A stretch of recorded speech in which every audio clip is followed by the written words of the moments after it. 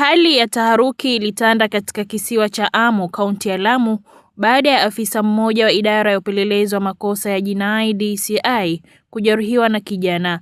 Tukio hilo limeibua wasiwasi mkubwa miongoni mwa wakazi wa eneo hilo, huku wanaharakati na viongozi wa jamii wakilaani vikali kitendo hicho na kutaka hatua za haraka zichukuliwe ili kuimarisha usalama.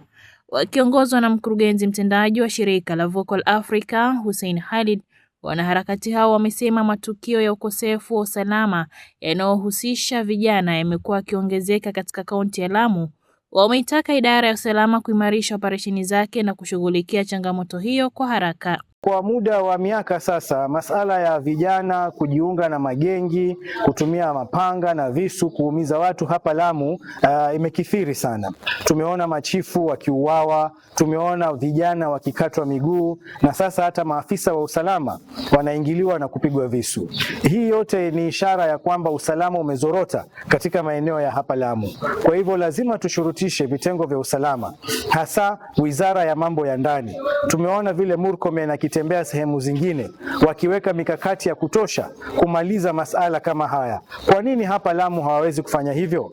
Kwa hivyo tunaiambia Wizara ya Mambo ya Ndani wahakikishe kwamba wale maafisa walioko hapa wameongezewa support, tuongezewe ujuzi na vile vifaa ili waweze kushughulikia hili swala kiundani, waweze kulitatua. Aidha, wanaharakati hao wamewataka wananchi kushirikiana na vyombo vya usalama kwa kutoa taarifa muhimu zitakazosaidia katika uchunguzi wa tukio hilo na kuzuia matukio mengine ya uhalifu. Jambo la usalama linahitaji political goodwill kutoka kwa wanasiasa wa pwani. Ukiangalia jukumu la kuweka usalama na safety ya jamii limeachiwa polisi peke yake, but it is a collective responsibility and we are calling upon our politicians to tone down and to calm down. Waje wakae na wanajamii, wahakikishe ya kwamba kutakuwa na dialogue, kutakuwa na conversation ambazo ita involve the security apparatus na jamii, ili kuhakikisha ya kwamba mambo kama haya hayawezi kutokea tena. Tunakemea vikali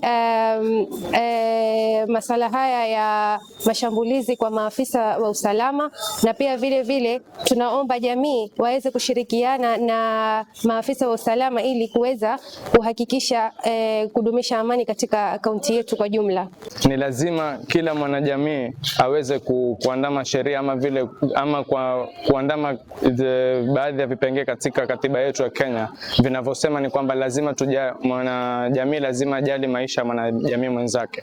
Kwa hivyo tunatolea wito vijana kwamba wajiepushe, wajiweke mbali na haya magrupu ya vurugu. Vile pia wajiweke mbali ama washirikiane na baadhi ya viongozi ambao wanafanya kazi na jamii ili wao waweze kudumisha usalama na vile kuweka amani kwa pamoja. Farida Ali nikiripotia runinga Aswirat, Mombasa.